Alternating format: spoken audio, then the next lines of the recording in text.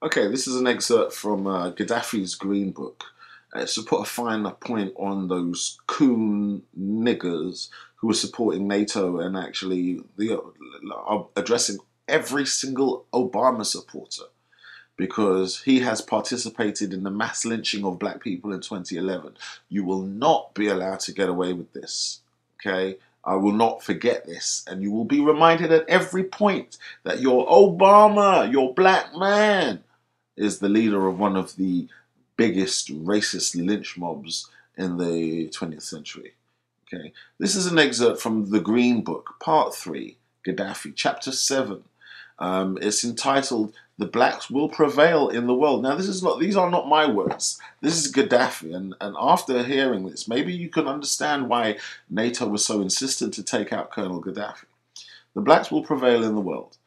The latest age of slavery is the white race's enslavement of the black race. The black man will not forget this until he has achieved rehabilitation. This tragic and historic event, the resulting bitter feeling, and the search for satisfaction derived from rehabilitating a whole race, constitute a psychological motivation in the movement of the black race to vengeance and domination, which cannot be disregarded. Added to that is the inevitability of the social historical cycles, including the yellow race's domination of the world when it marched from Asia against the rest of the continents. Then came the role of the white race when it carried out a wide-ranging colonialist movement covering all the continents of the world. Now comes the black race's turn to prevail. The black race is now in a very backward social situation. Now, you Americans can't disagree with that.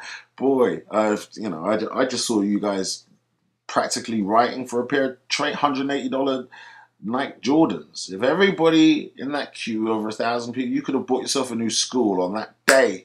You could have bought yourself a new school. You could have created a new business on that day. But you decided to act like coons. Anyway, so I'm getting off the point. Right. Then the role of the white race when it carried out a wide-ranging colonialist movement covering all the continents of the world. Now comes the black race's turn to prevail.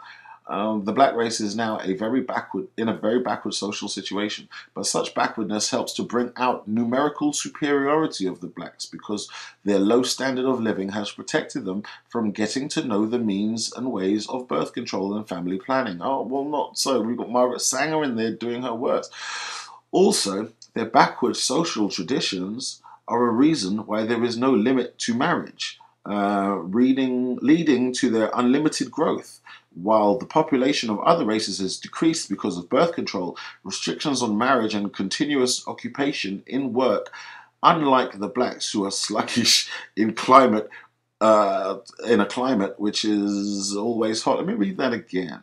Also, their backward social traditions are a reason why there is no limit to marriage, leading to their unlimited growth, while the population of other races has decreased because of birth control restrictions on marriage and continuous occupation in work, unlike the blacks who are sluggish in a climate which is always hot. Now, I don't necessarily agree with that, but what Colonel Gaddafi is saying here is that the low traditional standards that have been imbued upon the Negro through slavery and a discontinuation of their heritage has caused them to be in unstable family situations. Now you can see that the baby mama drama is the main reason for the gender war. They wanted to be wrong and strong. Now, Colonel Gaddafi has pointed out that this has actually managed to give us a numerical expansion. Even though it may be poor, it is still numerical expansion. Just due to the laxness and the slackness of and the non-family homogeny. You've got baby mamas and single parent kids all over the place, and yes, they are creating monsters, but apparently he's saying this has given us a numerical growth. Now, it is up to us to harness that, okay, and see whether or not anything positive can come out. Now, I'm not seeing that. Right now, a load of brothers just want to pull the ladder up and exterminate half of these niggers that are running around the planet, which is the product of the last 30 years of feminism. But, listen to what Gaddafi has said here. he obviously was of the opinion that certain people are on the way up. What's your problem?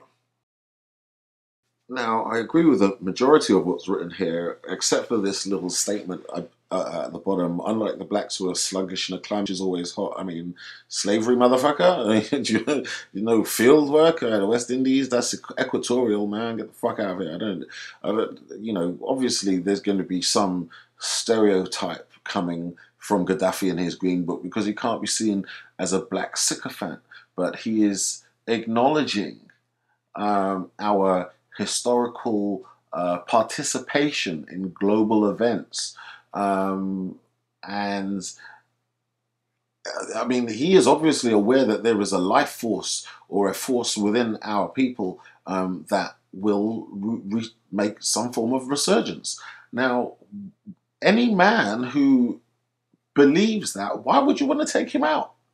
Why would you want to fight against the man who is tacitly acknowledging that at some point we shall overcome? I mean, why would you want, unless you're a coon, unless you are fighting to keep Satan's kingdom in place? And when I mean Satan's kingdom, I mean this totally corrupt capitalist system, this demonic Molech baby sacrificing system that we live under at the moment. And that is exactly what it is. It's quite funny. If I was to describe it as a Molech worshipping, baby sacrificing capitalist system, that I'm being 100% accurate. I'm not being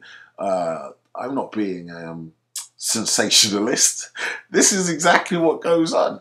And the division between those who realize what's going on at the moment and those who don't is widening to the extent that there's very few people I trust at the moment. I mean, there are one or two people who I can have a conversation with who are on the verge of awakening, but a majority of people who would, and when I'm talking about the people that follow the NATO line, yeah, we're going in to get Gaddafi, man.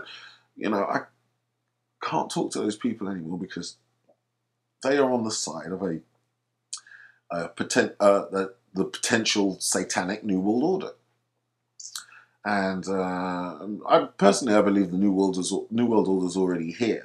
It's just taken a hell of a long time for people to put the pieces together. I do believe that there will be a final cherry on the top of the cake moment. And this taking out of Gaddafi is one step closer to that. I mean, we got Assad in Syria left. We've got Ahmadinejad in Iran. And then the two major world powers, which will be China and Russia.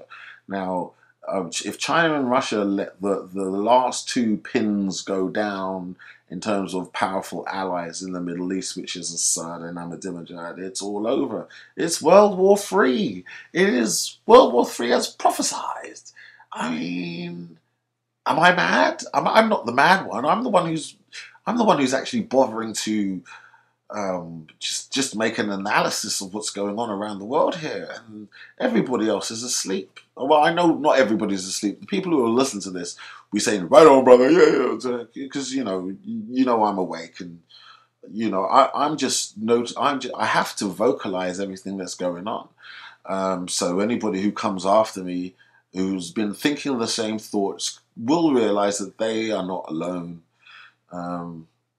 I'll be there with you. Oh, forget the Michael Jackson. Yeah, I mean, you have to know that you're not mad. It is what it is. And I don't think it's too late for one or two people to wake up. I know we are really at the end of this thing. I mean, if if you haven't got an exit strategy, if you haven't got, if you're not secured against the financial crash, if you don't have an alternative power source system, if you will starve to death, and rightly so, as far as I'm concerned. Who knows? I might even starve to death. Maybe all of my preparations and my my reading of the scriptures and my silver and gold, which won't really save me in the day, but it's a hedge against inflation. Thank you very much. Maybe all of this stuff won't save me on the day, but I'm seeing things coming. I'm being watchful. I'm being circumspect. And right now, the playground is getting smaller and smaller and smaller. Pretty soon, we'll just be hopping in a circle. And